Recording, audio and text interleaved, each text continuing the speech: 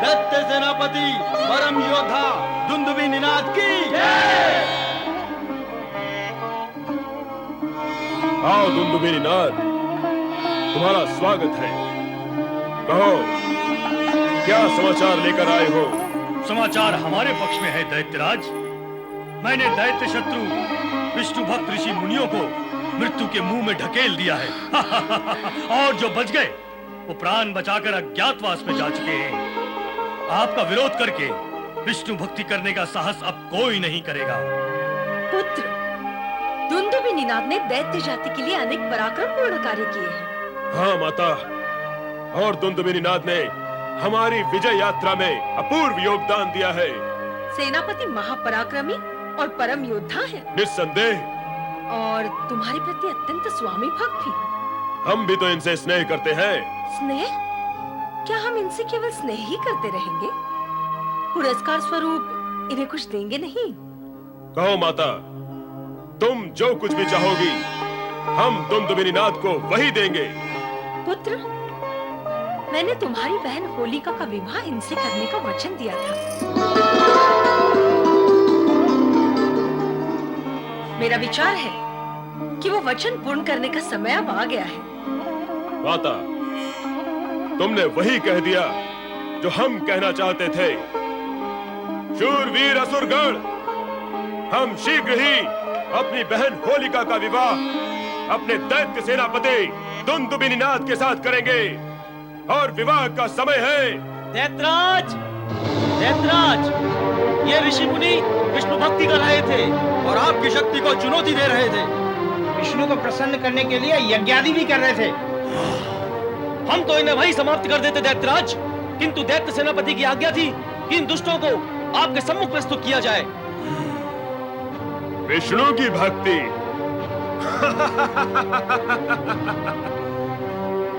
क्या करेगा वो? रक्षा करेगा तुम्हारी? बोलो, तुम हमें सर्वशक्तिमान मानते हो जो तुम्हारी ना सुनते ही तुम्हारी जीवन लीला समाप्त कर सकता है, अथवा उस विष्णु को जो हम दैत्यों का शत्रु है और तुम्हारी रक्षा करने के लिए यहाँ आने का साहस नहीं कर सकता? ब्रह्मा, विष्णु, महेश के अतिरिक्त जो व्यक्ति किसी को सर्वशक्तिमान मानता है वो मिथ्यावादी है, कपटी है और अधर्मी है, पापी है। यदि आप चाहें तो हमारे प्राण ले सकते हैं, किंतु हम असत्य नहीं कहेंगे। वही हमारे रक्षक है। देखता हूँ कब तक तुम्हारा वो सर्वशक्तिमान विष्णु यहाँ आकर तुम्हारे प्राणों की रक्षा करता है। सेनापति नहीं, इन निर्दोष विष्णु भक्तों को समाप्त करने से पहले तुम मुझे समाप्त कर दो। ओम हरि। दैत्य सेनापति दुंदुभी निनाद, सावधान! बंद कर दो इन निर्दोष धर्मात्माओं पर अत्याचार। ये शुभ आज्ञा है। प्रणाम गुरुवर। कल्याण भव। कल्याण होने का आशीर्वाद तो तब फलेगा गुरुवर जब हमारा कल्याण चाहने वालों का कल्याण होगा। सीधी भाषा बोलो दैत्यराज। गुरुवर, देवताओं ने हमारे विरुद्ध षड्यंत्र आरंभ कर दिए हैं। विष्णु की सहायता से वे हमें समाप्त कर देना चाहते हैं। विष्णु भक्ति व यज्ञ करके अपने षड्यंत्र में सफल होते जा रहे हैं।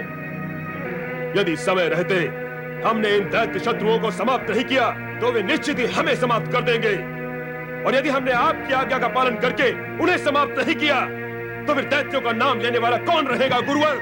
दैत्य गुरु, पुत्र हिरण्यकश्यप सत्य कह रहा है। हाँ गुरुवर, हम शांत होकर बैठे रहे तो हानि हमारी ही होगी। दैत्य वंश की रक्षा के लिए हमें दैत्य शत्रुओं का सामना तो अवश्य करना पड़ेगा गुरुवर। किंतु हम शिवागा के सम्मुख विवश हैं, और तुम जिस दैत्य वंश के विनाश की आशंका से रक्षा का उपाय सोच रहे हो, विनाश तो उसमें भी छिपा हुआ है। वो क्या गुरुवर? शिव ने स्पष्ट कह दिया है, यदि धर्मात्माओं पर दैत्यों के अत्याचार बंद नहीं हुए, दैत्यों का सर्वनाश निश्चित है। दैत्यों का सर्वनाश निश्चित है। पिताश्री, शिवजी महाराज ने स्पष्ट चुनौती दे दी है। उनकी आज्ञा है कि आप विष्णु भक्तों पर अत्याचार ना करें। मेरा भी आपसे यही निवेदन है कि आप हिंसा, मारकाट और अत्याचार का मार्ग त्याग कर धर्म, न्याय व भक्ति का मार्ग अपनाए। इसी में सबका कल्याण है। ओम हरि। इस दुष्ट बालक को पर्वत शिखा से नीचे फेंककर समाप्त कर दो। दया करें स्वामी, दया करें। प्रहलाद आपका पुत्र है, ये बालक है, इस पर इतना क्रोध न करें स्वामी। दैत्यराज, आप दैत्य गुरु शुक्राचार्य और प्रहलाद की बातों से भ्रमित न हो और विष्णु भक्तों को समाप्त करने के अपने लक्ष्य पर अड़िग रहें।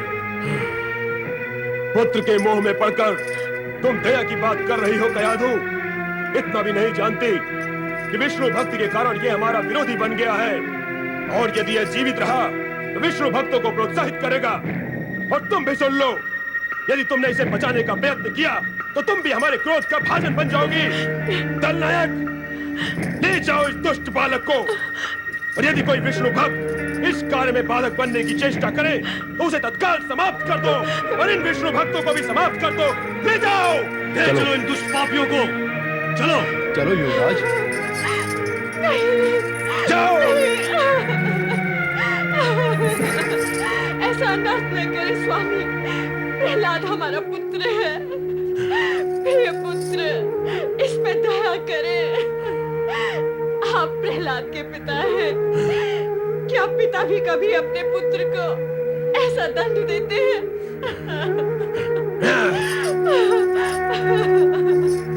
मेरा प्रहलाद। हरि बोल बोल बोल मन बोल बोल बोल हरि बोल बोल बोल मन बोल बोल बोल हरि बोल बोल बोल मन बोल बोल हरि बोल बोल बोल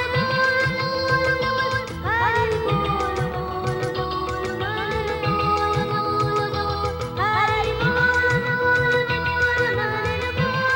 बोल बोल हरि बोल बोल बोल मन। राजकुमार प्रहलाद, कहो हरि भक्त दैत्य दलनायक। ओम हरि। हम दैत्यराज हिरण्यकश्यप के दास हैं और उनकी आज्ञा से बंधे हुए हैं। ओम हरि। तो अपने स्वामी की आज्ञा को पूर्ण करो। कैसे पूर्ण करूं? अपने स्वामी की आज्ञा पूर्ण करने के लिए अपने स्वामी के पुत्र और अपने राजकुमार का वध कर दूं? उसे शिखर से नीचे ढकेल दूं? नहीं, ये मुझसे कैसे हो सकता है? ओम हरि। अरे दलनायक, तुम मेरे प्रति इतनी करुणा क्यों दिखा रहे हो? और जिसने मुझे जन्म दिया उस पिता को तो मुझ पर इतनी दया नहीं आई, और तुम तो उनके सेवक और सैनिक होकर भी इतने द्रवित हो रहे हो। तो क्या करूं? आपकी आयु, आपका कोमल शरीर, आपका भोला मुख, ममता की प्यासी आपकी आंखें, इन सब को देखकर विचलित हुआ जा रहा हूं राजकुमार प्रहलाद। ओम हरि। मेरा प्रश्न फिर वही है दलनायक, कि यह सब देखकर भी मेरे पिता कभी विचलित नहीं हुए। दृष्टि का अंतर है, पर मेरी आपसे प्रार्थना है कि आप दैत्यराज हिरण्यकश्यप की बात मान लें और विष्णु भक्ति त्याग दें। इससे आपके प्राण भी बच जाएंगे और आपके प्रति निर्दयता का व्यवहार करने से हम भी बच जाएंगे। राजकुमार प्रहलाद। ओम हरि। प्राण बचाने के लिए मैं अनुचित कार्य करूं? अनुचित कार्य करके बचाए हुए प्राण क्या मुझे चैन से जीवित रहने देंगे? श्री हरि विष्णु मेरे प्राणाधार हैं। उनके नाम का जाप किए बिना मेरे लिए जीवित रहना संभव नहीं है। तुम चिंता मत करो, मैं मृत्यु से भयभीत नहीं हूँ। तुम अपनी स्वामी की आज्ञा का पालन करो। ओम हरि। हट ना करे राजकुमार, मेरी प्रार्थना मान ले और विष्णु भक्ति त्याग दे। कहा ना, मैं प्राण त्याग सकता हूँ, किंतु सारे जगत का कल्याण करने वाले विष्णु की भक्ति नहीं। ओम हरि। हमें विवश ना करें राजकुमार प्रहलाद। ओम हरि। हरि ओम। प्रहलाद ना तो स्वयं विवश है, ना किसी को विवश करता है। दलनायक, आगे बढ़ो और अपना कर्तव्य पूर्ण करो। यह कर्तव्य आगे बढ़कर पूर्ण नहीं कर सकूंगा राजकुमार प्रहलाद।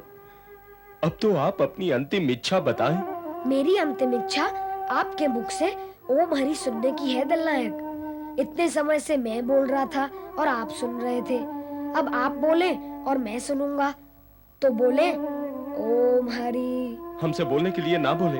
क्या ना बोले? ओम हरि बोलने के लिए ना बोले। क्या? ओम हरि बोलने के लिए ना कहे। सुना नहीं मैंने, क्या ना कहे? ओम हरि बोलने के लिए ना कहे। पर मैं तो बोलूं ना। क्या? ओम हरि? हाँ। ना, आप भी ना बोले। क्या ना बोले? यही ओम हरि हरि हरि ओम हरि। चुप रहो, हमें मूर्ख बनाते हो। उठाकर फेंक दो इसे नीचे। ओम हरि हरि हरि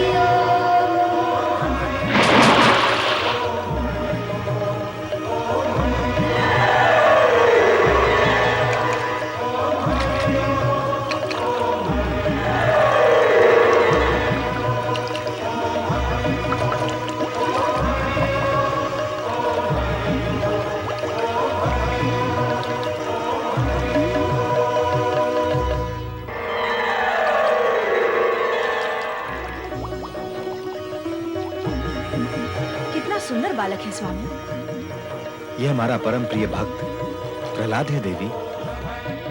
मन करता है जैसे इसे गले से लगा लूं।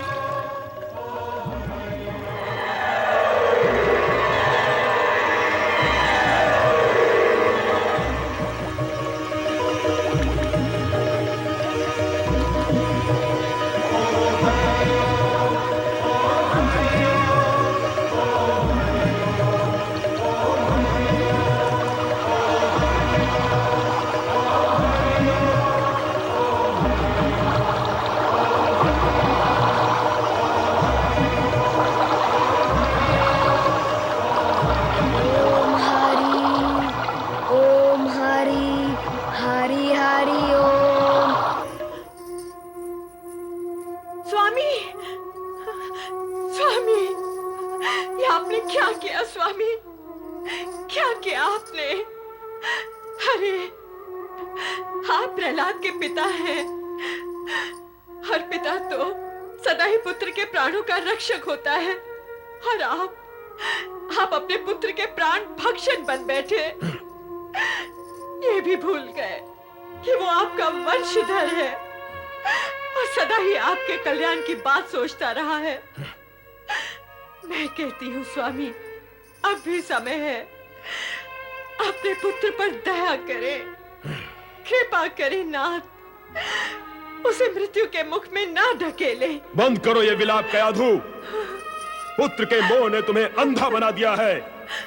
इतना भी नहीं समझते कि वो पुत्र होते हुए भी हमारा विरोधी है। नहीं। विष्णु भक्ति का प्रचार करके वो दैत्य साम्राज्य को समाप्त कर देना चाहता है।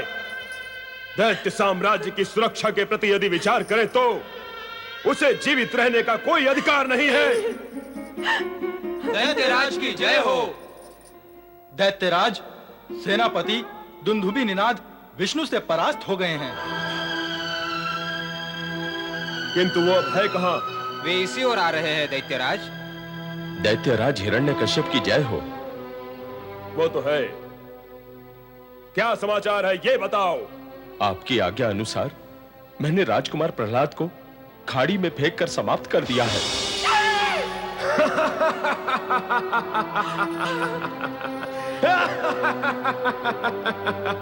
दल नायक, इस समाचार से हमारे मन को प्रसन्नता हुई है, हमारे मन को शांति मिली है। वो दुष्ट दैत्य धर्म विरोधी राजद्रोही विष्णु भक्त समाप्त हो गया। ये सुनने से पहले मैं मर क्यों नहीं गई? मेरा प्रहलाद, मेरा पुत्र, तेरे बिना तेरी माता कैसे जीवित रह सकती है पुत्र? माता, ये क्या कर रही हो माता? प्रहलाद, मेरा प्रहलाद, मेरा बच्चा। तू जीवित कैसे बच गया दुष्ट? तू अपने पिता का शत्रु है। नहीं पिताश्री, मैं आपका शत्रु नहीं हूँ, और मेरी आपसे एक विनती है कि आप भगवान विष्णु को अपना शत्रु ना समझे। ओम हरि, वो सबके हितैषी और परम दयालु हैं। उनकी कृपा से मैं मृत्यु के मुख से निकल आया हूँ। मृत्यु के मुख से निकल आया तू?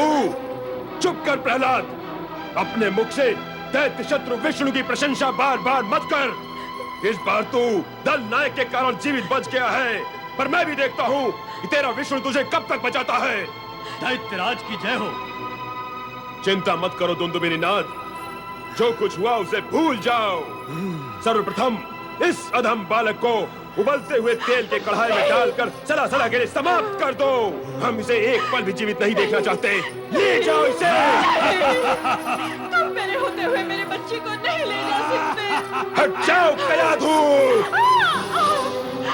प्रहलाद, मेरा पुत्र। नमः शिवाय, ओम नमः शिवाय। श्री हरि भगवान विष्णु की जय। वैकुंठनाथ भगवान विष्णु की जय। देवादिदेव महादेव भगवान शिव और महादेवी पार्वती को प्रणाम। पधारे श्री हरि विष्णु। आपका स्वागत है। भोलेनाथ, मैं आपके दर्शन और मार्गदर्शन के लिए उपस्थित हुआ हूँ। सत्य तो यही है श्री हरि कि हम आप ही का स्मरण कर रहे थे। मेरा स्मरण? कारण वही जो आपको लेकर यहाँ आया है। दैत्य शक्ति के उत्थान और दिव्य शक्ति की क्षीणता को हम विवश होकर तो नहीं देख सकते हैं। इसी कारण हमारी भेंट होना आवश्यक था। हमारी प्रेरणा से शुक्राचार्य ने हिरण्यकश्यप को आदेश दिया था कि वह धर्मात्माओं पर अत्याचार न करे, किंतु न केवल उसने उस आदेश की अवहेलना की है, बल्कि अत्याचारों को और अधिक क्रूर बना दिया है। हमने यथासंभव उन सभी अत्याचारों का प्रतिकार किया, परंतु अब तो हिरण्यकश्यप सारी सीमाएं लांघ गया है। महेश्वर, ब्रह्मा के वरदान के अनुसार उसका अंत करने के लिए हमें जो रूप धारण करना होगा वो अत्यंत उग्र और भयानक होगा।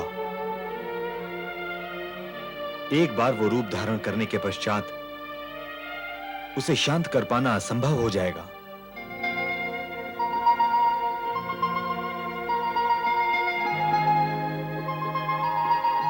आप निश्चिंत हो जाएं श्री हरि।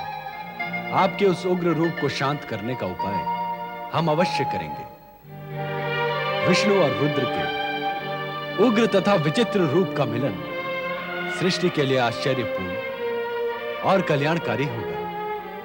हमने जगत के कल्याण के लिए कई रूप धारण किए हैं और करते रहेंगे। प्रभु, क्या आप एक नवीन अवतार धारण करेंगे?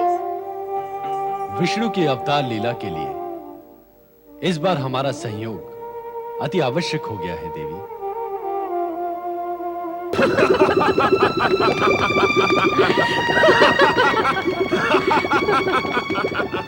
ऐसे उबलते हुए तेल के कढ़ाओं में गिरने के पश्चात किसी का भी जीवित बचना असंभव है माता। आज प्रहलाद की मृत्यु निश्चित। और इसके साथ ही दैत्य शत्रु विष्णु की भक्ति का भी अंत हो जाएगा माता। नहीं स्वामी, नहीं। ऐसा अनर्थ कौन पिता करता है? अरे प्रहलाद तो हमारे हृदय की शीतलता है। क्या आप उसे उबलते गर्म तेल में डाल देंगे? कैसे होगा आपसे ये? अपने अबोध बालक को इतना कठोर दंड मत दे स्वामी। ऐसा हुआ तो इस जगत के समस्त पुत्रों के हृदय से पिता के लिए सम्मान ही समाप्त हो जाएगा। पिता का नाम सदा सदा के लिए कलंकित हो जाएगा। स्वामी दया करो स्वामी, दया करो। क्षमा कर दो मेरे प्रहलाद को। दया करो मेरे पुत्र पर। मुझसे ये सब कुछ नहीं देखा जाएगा स्वामी। अरे दुष्टा! तू उस दुष्ट के लिए दया चाहती है जो हमारी दैत्य जाति और हमारे दैत्य साम्राज्य के प्रति निर्दयी होकर विष्णु भक्ति से सब कुछ स्वाहा कर देना चाहता है। यदि तू इस दुष्ट बालक को इस तेल की कढ़ाई में उबलते हुए नहीं देख सकती तो पहले तू ही कूद जा इस कढ़ाई में। फिर तू अपने पुत्र को उबलते हुए देखने की पीड़ा से मुक्त हो जाएगी। यही उचित होगा। अपने पुत्र से पहले उसकी माता को ही स्वाहा हो जाना चाहिए, ताकि वो पुत्र बलि के हृदय विदारक दृश्य को देखने से पहले मर सके।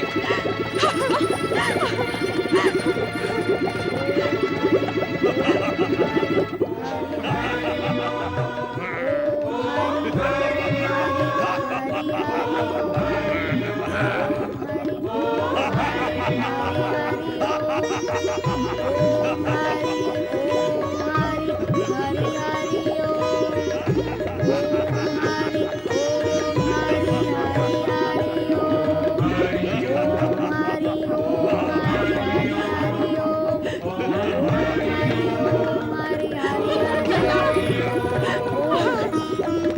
प्रभु नारायण, हे जगदीश, मैं आपको कोटि कोटि प्रणाम करता हूँ।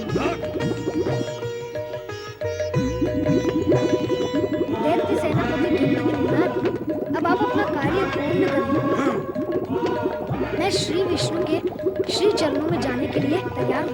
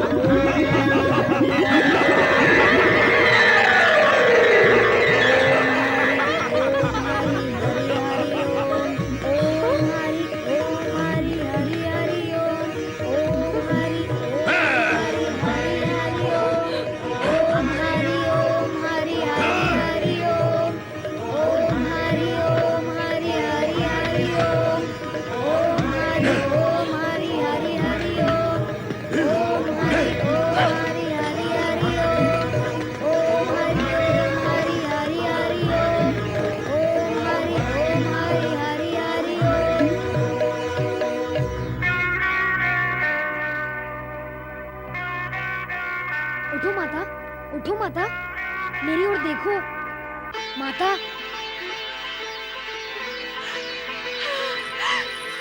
प्रहलाद, मेरे पुत्र।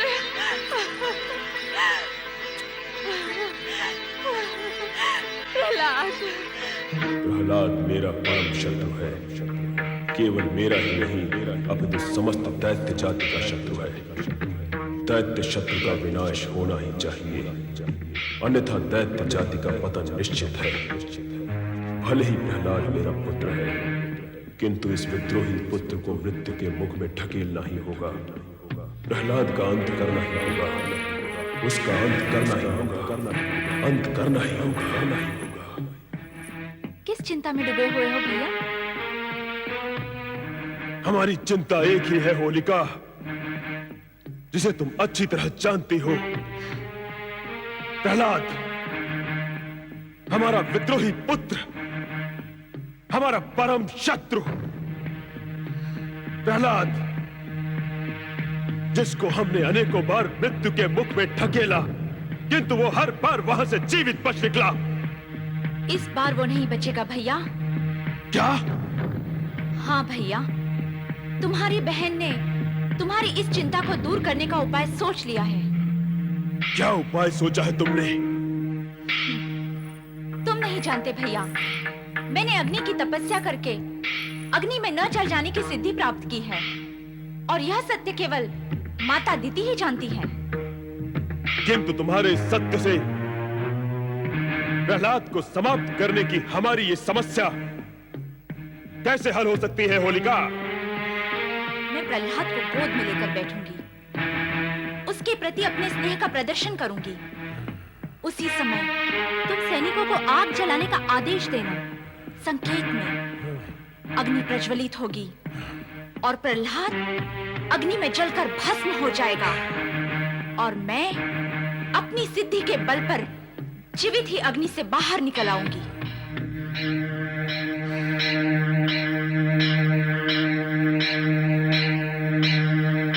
क्या हुआ भैया? क्या मेरी ये युक्ति तुम्हें ठीक नहीं लगी? तुम्हारी युक्ति तो ठीक है, किंतु हम ये सोचते हैं कि प्रहलाद ने विष्णु भक्ति करके ऐसी चमत्कारी सिद्धियां प्राप्त कर ली हैं, जिसके कारण मृत्यु उससे दूर रहती है। यदि तुम्हारी युक्ति भी उसके सामने विफल हो गई, तो फिर हम क्या करेंगे? नहीं भैया, इस बार ऐसा नहीं होगा। मैं आपको विश्वास दिलाती हूँ, कि जब तक प्रहलाद अग्नि में जलकर भस्म नहीं हो जाएगा, मैं भी अग्नि से बाहर नहीं निकलूंगी। तो तुम्हारे विचार से हमें ये कार्य कब करना होगा? आगामी फागुन की शुक्र पूर्णिमा को। आगामी फागुन की शुक्ल पूर्णिमा को। इतनी बड़ी चिता नहीं बच पाएगा प्रहलाद, नहीं बच पाएगा, नहीं बचेगा प्रहलाद, नहीं। हाँ, होलिका के अग्नि स्नान के लिए ये चिता उत्तम है। होलिका का ये उपाय और आयोजन भी उत्तम है माता श्री।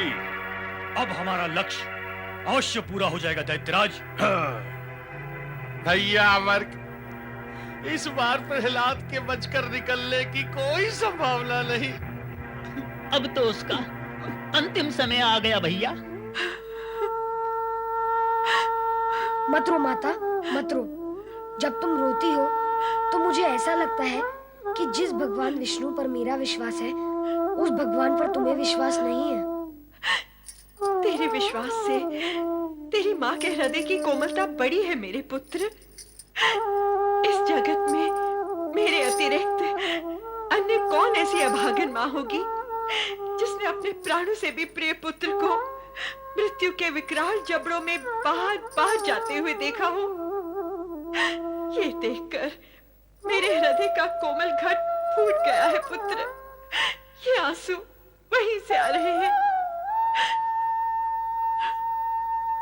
तुम्हारे इन आंसुओं से मेरा विश्वास डूबेगा नहीं माता, और ना ही तुम्हारे हृदय की कोमलता से मेरी भक्ति का मार्ग कच्चा होगा। मैं तो यह चाहता हूँ कि मेरी भक्ति और मेरे विश्वास से तुम्हारा हृदय पक्का हो। अपनी माता का हृदय पक्का करेगा तू? तेरी इन्हीं ज्ञान भरी बातों से तेरे प्रति मोह और अधिक बढ़ जाता है मेरे पुत्र। और जब पुत्र के लिए मोह बढ़ता है न पुत्र, तो माता का हृदय पक्का नहीं रह जाता, वो और अधिक कच्चा हो जाता है। अब आप ज्ञान भरी बातें कर रही हैं जो मेरे समझ के बाहर हैं। ज्ञान की नहीं, विश्वास की बातें करो माता। याद करो माता, मेरे जन्म के समय भगवान विष्णु ने प्रकट होकर कहा था कि वे अदृश्य रूप में हर समय मेरे साथ रहेंगे। जब भगवान का आशीर्वाद है मेरे सिर पर, तो चिंता कैसी? और कौन करेगा मेरा विरोध? और करेगा भी तो कैसे? तेरे इसी विश्वास ने तो तुझे ही नहीं, मुझे भी जीवित रखा है मेरे पुत्र। जब विश्वास है तो रोती क्यों है माता? तुझ पर बार बार अत्याचार होता है, अन्याय होता है, वो भी तेरे ही पिता द्वारा, जिसे मैं असहाय और विवश होकर देखती रहती हूँ। तो मुझे रोना आता है पुत्र। वो दृश्य और उन दृश्यों की दुखद स्मृति मुझे रुला देती है प्रहलाद। इसका एक सरल उपाय है माता। भविष्य में ऐसा कुछ हो तो तुम मेरे आसपास देखना, तुम्हें भगवान विष्णु नजर आएंगे। उनकी उपस्थिति का ध्यान करेंगे तो रोना नहीं आएगा माता। शुभ बोल मेरे पुत्र, विधाता न करे भविष्य में ऐसा कुछ हो। इतनी बार हुआ है तो फिर हो सकता है माता, इसमें चिंता कैसी? यदि हो जाए तो वही करना जो मैंने कहा है। मेरे आसपास भगवान विष्णु को देखना, वे दिखाई ही देंगे। बस समझ जाना, मेरा बाल भी नहीं बांका होगा। नहीं प्रहलाद, तू जितना विश्वास मुझ में नहीं है पुत्र। तू देखते रहना भगवान विष्णु को, पर मैं तो तुझे ही देखती रहूंगी। मेरे तन का रोम रोम तुझे ही देखता रहेगा। मैं तेरे पास खड़े भगवान तक नहीं पहुंच पाऊंगी। अरे तुझे छोड़कर मेरी दृष्टि इतनी दूर तक नहीं जाएगी प्रहलाद। माता, क्यों रो रही हो माता? यही सोचकर कि तेरे पिता के साथ साथ समस्त असुर जाति तेरी शत्रु बन चुकी है। तो अकेला नन्हा सा बालक कब तक उनका सामना करेगा? फिर वही बात। अरे माता, मैं नन्हा बालक हूँ, पर भगवान विष्णु तो नन्हे बालक नहीं है। वे सबको पछाड़ते रहे हैं और सभी को पछाड़ देंगे। तुमने बार बार मेरे ऊपर उनकी कृपा का चमत्कार होते हुए देखा है, फिर भी चिंता करती हो। अभी आंसू पोंछ डालो। भगवान विष्णु मुझे अब तक हर विपत्ति से उभारते आए हैं और भविष्य में उभारेंगे। विधाता करे ऐसा ही हो मेरे पुत्र।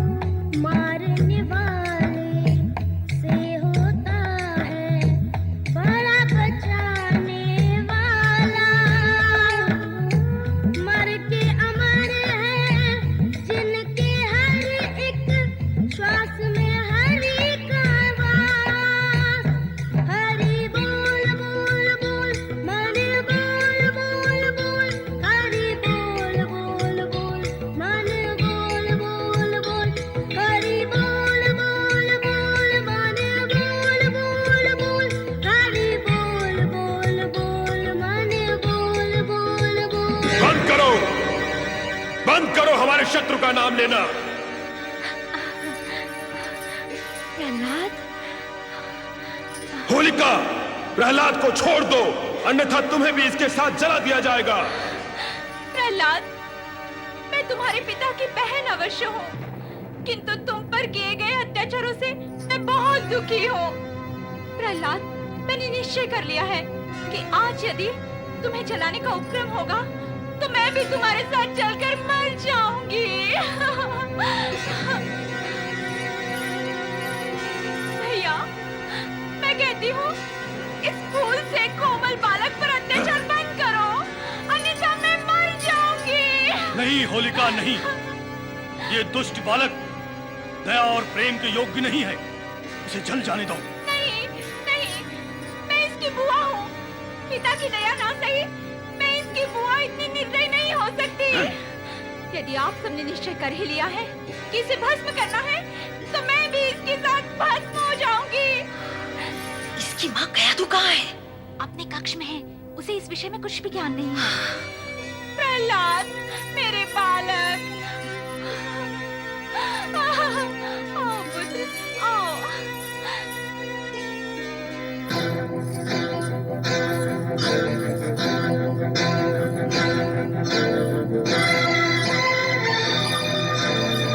एक बार फिर सोच लो होलिका, अब भी समय है, जलने मरने का विचार त्याग दो। नहीं भैया, मैं प्रहलाद पर अत्याचार होते नहीं देख सकती। प्रहलाद, प्रहलाद, प्रहलाद। सेनापति दुंदुभिनिनाद, चिता में आग लगा दो।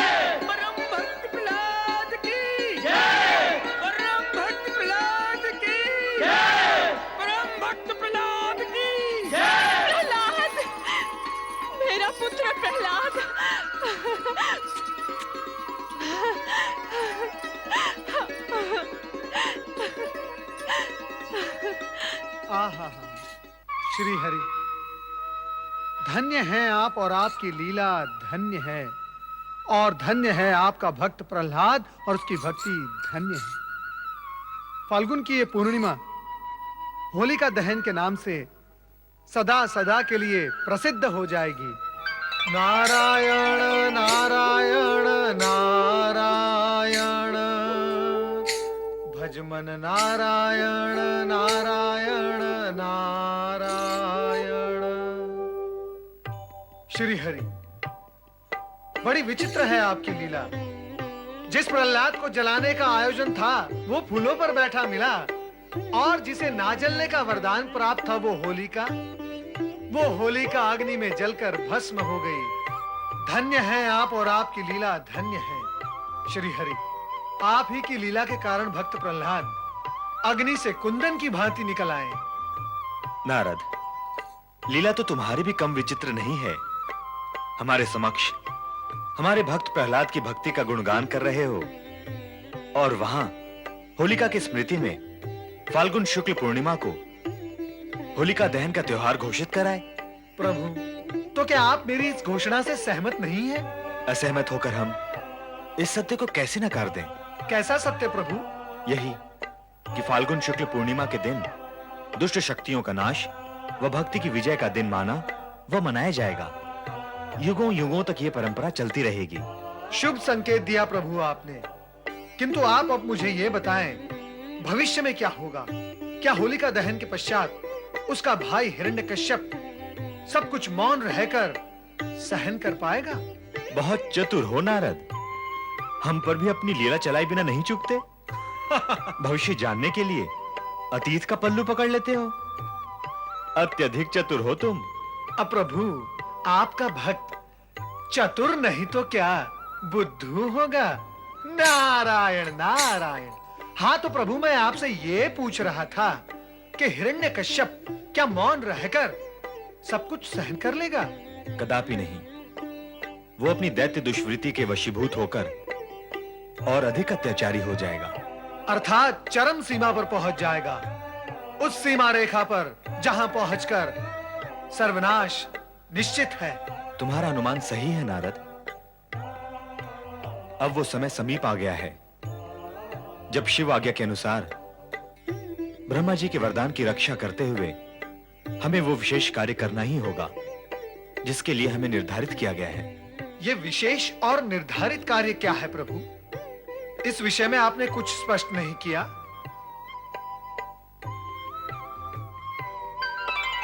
माता, नारद का प्रणाम स्वीकार करें।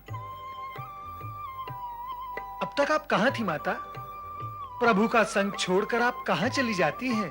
मैं क्या करूं नारद, तुम्हारे प्रभु तो मुझसे बात ही नहीं करते। मैं इनके मुखमंडल के दर्शन करते हुए कब तक यहाँ बैठी रहूं? तो क्या माता आप भ्रमण करने चली गई थी? तुम ही अनुमान लगा लो कि मैं कहां गई थी। सही अनुमान तक पहुंचने के लिए तुम्हें इतना जानना है नारद कि इनकी केवल दो ही सखियां हैं, देवी सरस्वती और देवी पार्वती। अब तुम्हें केवल इतना जानना है कि ये ब्रह्मलोक गई थीं अथवा कैलाश पर। इतना तो मैं विश्वास पूर्वक बता सकता हूं प्रभु कि माता ब्रह्मलोक कदापि नहीं गई थी, क्योंकि तुम्हारा विश्वास सत्य है नारद, क्योंकि ब्रह्मलोक के गंभीर वातावरण में किसी से चर्चा करना तो असंभव ही है। इसीलिए मैं अपनी सखी पार्वती से भोलेनाथ के विषय में पूछने गई थी। भगवान भोलेनाथ के विषय में? वे तो सदा जगत की चिंता करते हुए समाधि में लीन रहते हैं। उनके विषय में क्या पूछना है? नारद, हमारे स्वामी उनकी लीलाओं के विषय में स्वयं तो हमें कभी कुछ बताते नहीं, पर भोलेनाथ इनकी लीलाओं के विषय में इनसे अधिक जानते भी हैं और अधिक बताते भी हैं। इसलिए मैं अपनी सखी पार्वती से पूछने गई थी कि भविष्य में क्या होने वाला है। तो फिर क्या बताया माता पार्वती ने? उन्होंने जो बताया वो सुनकर तो मैं चकित रह गई। तो फिर मुझे भी चकित कर दो वो सब सुनाकर। उन्होंने बताया कि इस बार भगवान विष्णु भीषण और विकराल रूप धारण करेंगे जिससे सारे जगत में भय व्याप्त हो जाएगा। श्री हरि, क्या ये सत्य है? सुनते रहो और देखते रहो, हमसे कुछ न पूछो। दैत्यराज हिरण्यकश्यप की जय, महाप्रतापी हिरण्यकश्यप की जय, महाबली हिरण्यकश्यप की जय। बंद करो ये जय जयकार, बंद करो। क्या बात है माता, आप इतने क्रोध में क्यों हैं? मैं तुमसे पूछती हूँ कि तुम क्रोध में क्यों नहीं हो? लाज नहीं आती तुम्हें मुझसे ऐसा प्रश्न करते हुए कि मैं क्रोध में क्यों हूँ? लाज नहीं आती तुम्हें अपनी ये जय जयकार सुनकर? कैसी जयकार? हाँ, क्या विजय प्राप्त की है तुमने? अरे तुम तो पराजित हुए हो अपने विद्रोही पुत्र प्रहलाद से। उसी के कारण तुमने अपनी बहन होलिका को भी खो दिया, और इतने पर भी तुम्हें तनिक भी शोक अथवा क्रोध नहीं है। उल्टा मुझसे प्रश्न पूछ रहे हो कि मैं क्रोध में क्यों हूँ। धिक्कार है ऐसी जय जयकार पर तुम्हें। हाँ। शांत हो जाए माता। कैसे हो जाऊं शांत? शांति क्या तुम्हारी दासी है जिसे मेरे सर पर बैठा दोगे तो मैं शांत हो जाऊंगी? तो फिर आपके मन को शांत करने के लिए मैं क्या साधन करूं माता? जब तक तुम उस दुष्ट प्रहलाद और उसके भगवान विष्णु को दंडित नहीं करोगे, तब तक मेरे इस जलते हृदय की ज्वाला शांत नहीं होगी, कदापि नहीं होगी। होलिका के दहन ने मेरे मन में प्रतिशोध की ज्वाला भड़का दी है दैत्यराज। मैं प्रहलाद से न सही, किंतु उसके आराध्य विष्णु से प्रतिशोध अवश्य लूंगा। है कहां वो दुष्ट अधम बालक प्रहलाद? हम उसे अभी इसी समय दंडित करेंगे। सैनिकों, गुप्तचरों, जाओ और जहां कहीं भी हो प्रहलाद को ढूंढकर हमारे सामने लेकर आओ।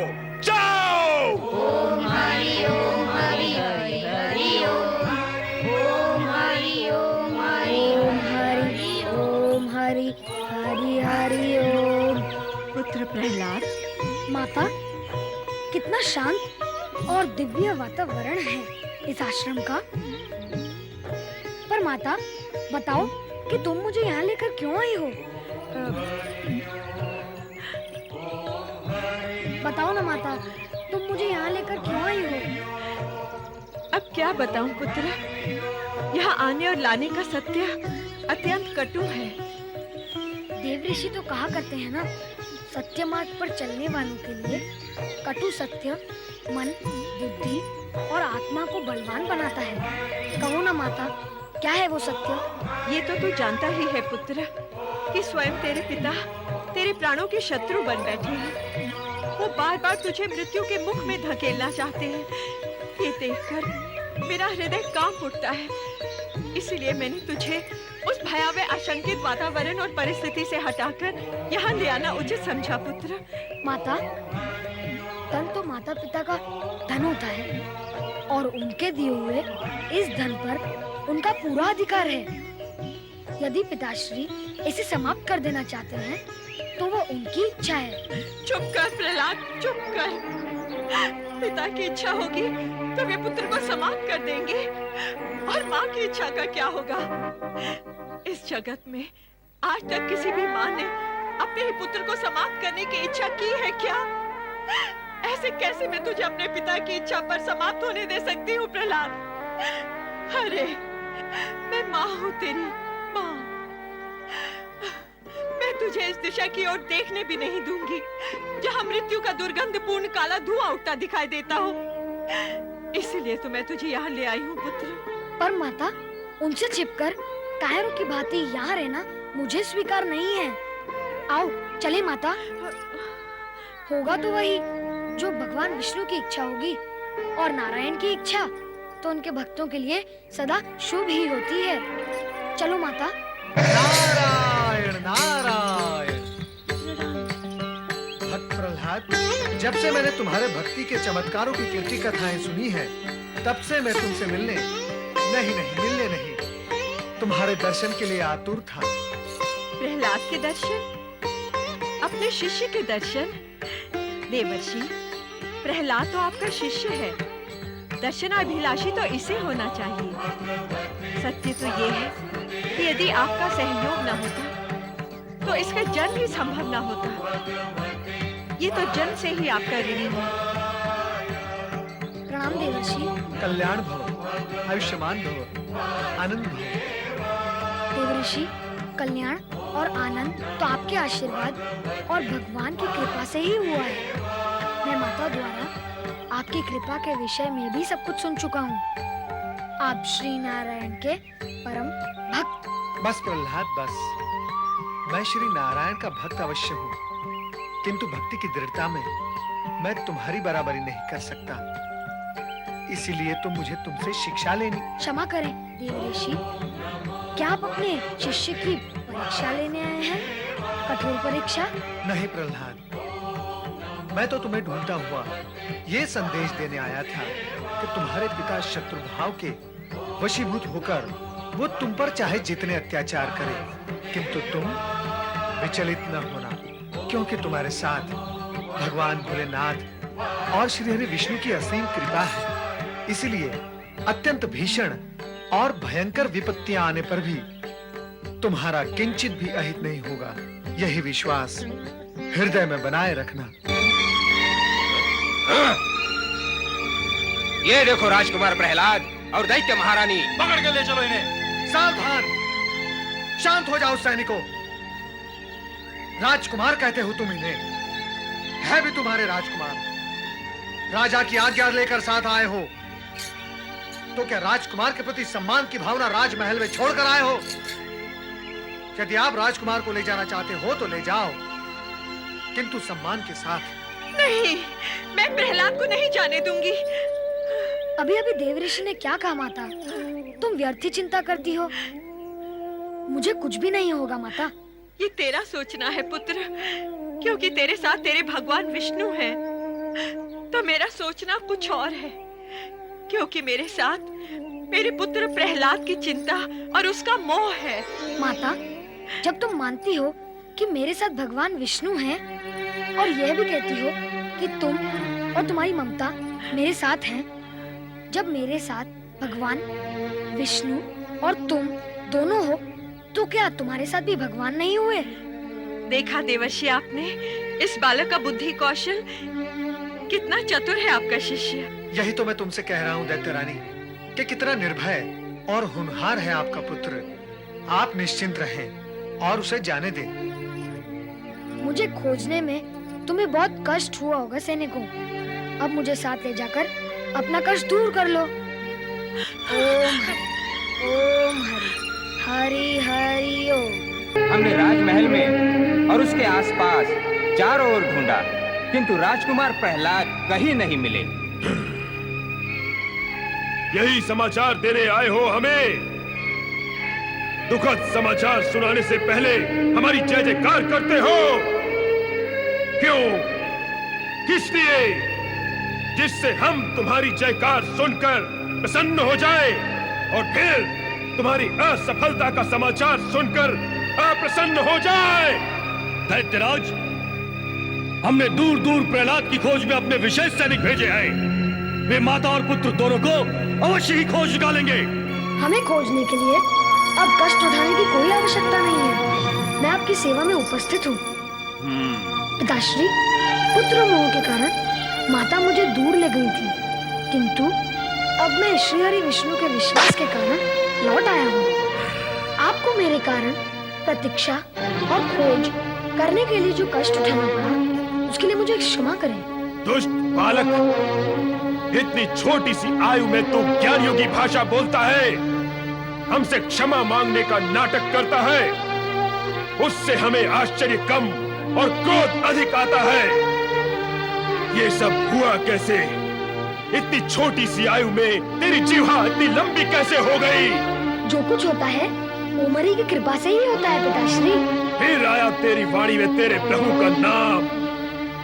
अरे दुष्ट, कुल कलंक, जिस हिरण्यकश्यप के नाम से तीनों लोग कांपते हैं, उसके सामने खड़ा होकर तू हमारे शत्रु विष्णु का नाम लेने का दुस्साहस कैसे कर लेता है? सब ओमरी की कृपा है पिताश्री। पितृद्रोही! हाँ, हमारी उपस्थिति में बार बार तू हमारे शत्रु का नाम लेकर हमारे क्रोध की अग्नि को और भी प्रज्वलित कर रहा है। हमारी अवहेलना कर तू हमारे शत्रु का गुणगान किसके बल और साहस पर कर रहा है? दुष्ट! श्री हरि विष्णु के बल और विश्वास पर। और मैं आपकी अवहेलना नहीं कर रहा हूँ और कर भी नहीं सकता। मैं आपका पुत्र हूँ। मुझे आपसे पिता का स्नेह प्राप्त हो अथवा ना हो, मुझसे आपको पुत्र का आदर और सम्मान प्राप्त अवश्य होगा और सदा होता रहेगा। और पिताश्री, मैं सम्मान और आदर सहित आपसे प्रार्थना करता हूँ कि आपकी जो यह धारणा है कि आप सर्वशक्तिमान हैं और तीनों लोग आपके भय से कांपते हैं, आप इस धारणा और भ्रम से मुक्त हो जाएं। इसी में सारी दैत्य जाति का हित होगा। इस जगत में सर्वशक्तिमान, सर्वव्यापक और सर्वज्ञ केवल श्री हरि विष्णु हैं। छोटे बड़े सभी चराचर जीव उन्हीं के अधीन हैं। प्रहलाद, तू अपनी इस वाचालता का परिणाम जानता है? पिताश्री, परिणाम बुरा होता है, बुरी वाणी, विचार और कर्म का। मैंने तो कुछ भी बुरा नहीं कहा है। सत्य को कहने से रोकना अवश्य बुराई होती है। परम सत्ता की श्रेष्ठता को न स्वीकार करना भी बुराई होती है। जगत की रीति तो ये कहती है कि पिता को अपने पुत्र को बुरा करने से रोकना चाहिए, किंतु कभी-कभी स्थितियां बदलती भी हैं पिताश्री। इसीलिए मैं ये कहने पर बाध्य हूँ कि आप अपना आसुरी भाव त्याग कर सत्य को स्वीकार करें। और सत्य ये है कि श्री हरि विष्णु की इच्छा के बिना न आप बोल सकते हैं और न मैं सुन सकता हूँ, और ना मैं बोल सकता हूँ और आप सुन सकते हैं। इसीलिए इस सत्य को मान लेने में कुछ भी बाधा नहीं होनी चाहिए कि श्री हरि विष्णु ही परम परमेश्वर, सृष्टि के नियंता और पालक हैं। ओम हरि। ओम हरि। चित्कार दुर्बल मन का परिचय देती है पिताश्री। यदि आप ये अनुभव करें कि परमेश्वर जगत के कण कण में व्याप्त हैं, वे ही सर्वश्रेष्ठ और सर्व कल्याणकारी हैं।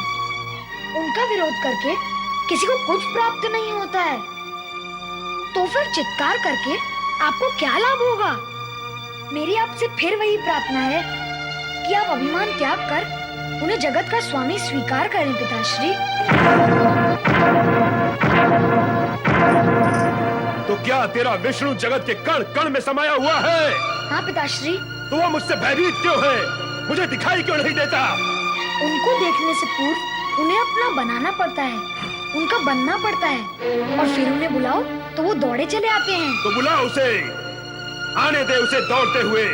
मैं भी तो देखूं कि उसका रूप कैसा है, कितनी शक्ति है उसमें। विश्वास है तो बुला, बुला, बुला।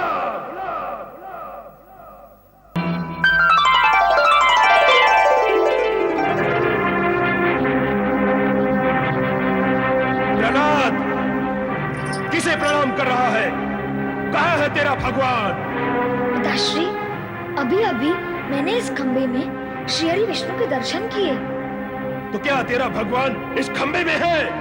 हाँ पिताश्री, श्री हरि विष्णु यहाँ, वहाँ, इधर, उधर, जहाँ भी देखो सर्वत्र हैं। आप इस खंबे में देखना चाहें तो वे वहाँ भी दिखाई देंगे। यदि तेरा भगवान इस खंबे में छिपा हुआ है, तो मैं उसे अभी इसी समय समाप्त करता हूँ।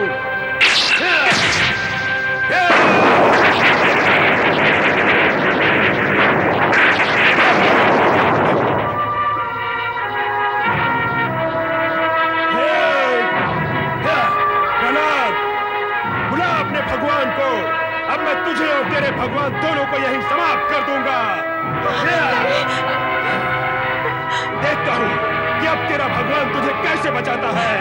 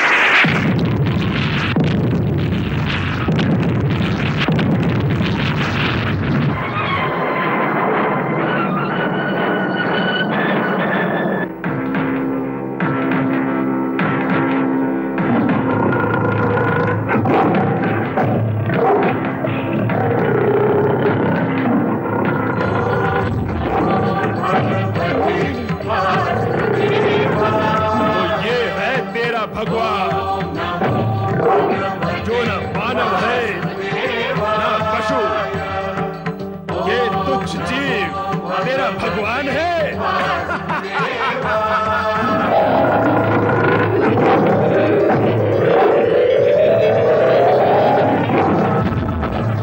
मैं रूपिए, अब मैं तुझे जीवित नहीं छोड़ूंगा।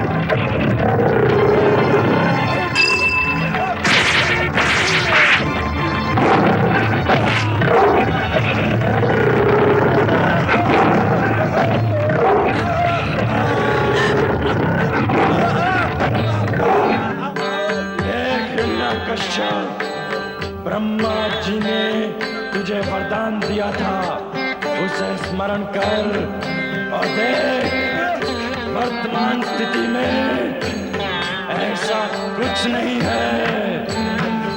इस समय ना दिन है और ना रात, ना तू घर में है ना बाहर, ना तू आकाश में है ना पृथ्वी पर।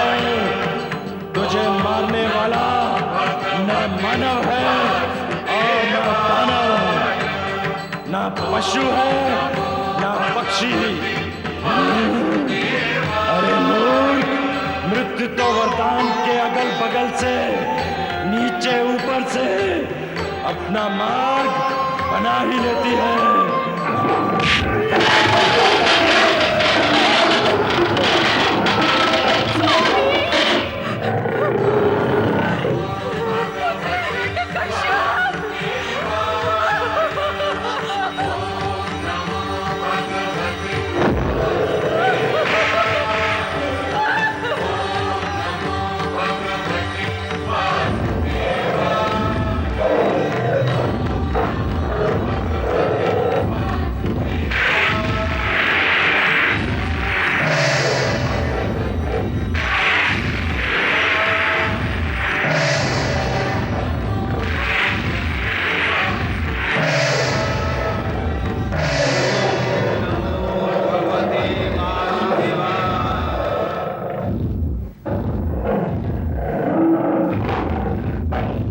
हे जगत के पालनहार, हे जगत के पालनहार, अपनी लीला को समेट लीजिए। हे श्री हरि विष्णु, आपने नरसिंह अवतार लेकर मेरे वरदान को यथार्थ कर दिया, अपने भक्त की रक्षा की। अब शांत होकर अपने मूल स्वरूप में आ जाइए। हाँ प्रभु, हिरण्यकश्यप की भयंकरता को समाप्त करने के लिए आपने उससे भी अधिक भयंकर रूप धारण किया। आपकी लीला सफल हुई प्रभु। हे भक्त वत्सल भगवान श्री हरि विष्णु,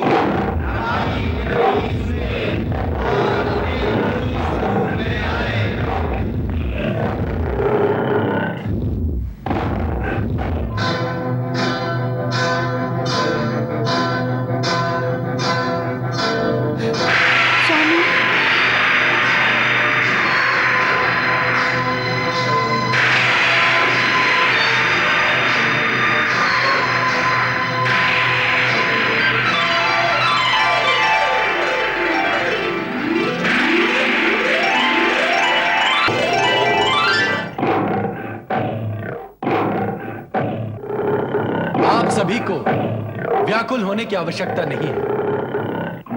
स्थिति और सत्य को भली भांति समझ ले कि नरसिंह अवतार का प्रयोजन प्रहलाद के हित के लिए ही हुआ है। प्रहलाद और नरसिंह का संबंध भक्त और भगवान का अटूट और प्रगाढ़ संबंध है। भक्त भगवान को प्रिय होते हैं और भगवान भक्तों के वश में होते हैं। इसलिए हे भक्त प्रहलाद, तुम भी यह सत्य जानो कि तुम्हारे निमित्त ही भगवान नरसिंह का अवतरण हुआ है। प्रहलाद, आगे बढ़ो और इनका आशीर्वाद प्राप्त करो। हर हर महादेव। ओम हरि, हे जगत के पालनहार, इस अबोध बालक का प्रणाम स्वीकार कीजिए।